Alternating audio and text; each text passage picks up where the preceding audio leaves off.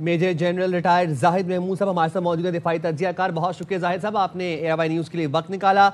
Lieutenant general साबिक फैज़ हमीद के खिलाफ 14 साल कैद बामुशक्कत में रखने की उनको सजा सुनाई गई है। कैसे एनालाइज करेंगे इस फैसले को आप? जी, आई थिंक एक बड़ा फैसला है। इसकी एक्सपेक्टेशन भी इसी तरह की थी, जिस तरीके का एक माहौल बना हुआ था। अनफॉर्चुनेटली पाकिस्तान के अंदर हम देखते हैं कि बहुत सारी चीज़ें जो हैं वो विंड्रिकल चलती रहीं और कुछ ऐसे चीज़ें होती रहीं कि जिसको भी एक एंड लगना था जी। और बट जो मिलिट्री का, पाकिस्तान आर्मी का एक जो दस्तूर है ट्रांसपेरेंसी का, एक मंतकी अंजाम तक चीज़ों को पहुँचाने का, आई थिंक वो ऑलरेडी एग्जिस्ट करता था। बट अभी with present military leadership, field marshal साहब जब से इन्होंने टेक ओवर किया आसिफ मुनीर साहब ने, तो आई थिंक बड़े ट्रांसपेरेंट तरीके से जो ख़ास तौर पे कानूनी जो चीज़ें हैं उनको लेकर वो चले हैं। और सज़ा एक आर्मी के अंदर एक इंग्रेडिएंट ऑलरेडी मौजूद है और उसी का भी मुजाहरा किया गया है।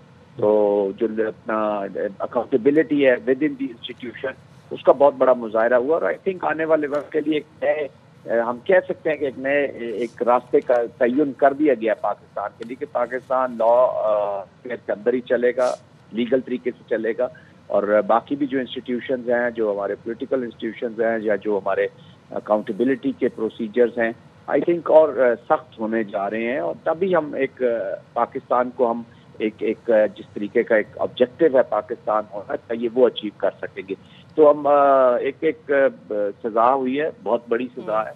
और इतने हाई रैंकिंग ऑफिसर को अगर सजा मिल सकती है तो आप अंदाजा लगा लें कि अकाउंटेबिलिटी प्रोसेस इन मिलिट्री कितना स्ट्रॉन्ग तरीके से परस्यू किया जा रहा है। बिल्कुल मेजर साहब, और ये जो फैसला है ये साबित करता है कि फौज का खुद एहतसाबी का जो निज़ाम है, जो मैकेनिज्म है, वो कितना मुस्तहकम है और कोई भी शख्स कानून से बालातर नहीं है। जी बिल्कुल, कोई भी शख्स, और पास में भी होती नहीं है। लेकिन ये चूंकि एक DGISI भी रहे, बड़े पावरफुल DGISI थे, तो उससे आप अंदाजा लगा सकते हैं कि ये कितना इम्पोर्टेंट आई मीन डिसीजन है। और इसी तनाज़र में हम ये देख रहे हैं कि जो बाकी भी अभी आइंदा आने वाले जो वक्त है उसमें इसका बहुत बड़ी इंडिकेशन होगी। और पास में जो आप इंडिविजुअल्स को यूज़ करते हैं अपने जो पॉलिटिकल मकासद हो गए या अपने जो इकोनॉमिक फाइनेंशियल मकासद, उसके लिए अगर आप किसी ऑफिस को यूज़ करते हैं, actually you are not helping the state, आप पाकिस्तान को कमज़ोर कर रहे हैं। तो उस कॉन्टेक्स्ट में इसको फिर देखा जाएगा जी कि हम किस तरफ जा रहे हैं। और मेजर साहब आप हमारे साथ ही मौजूद रहिए।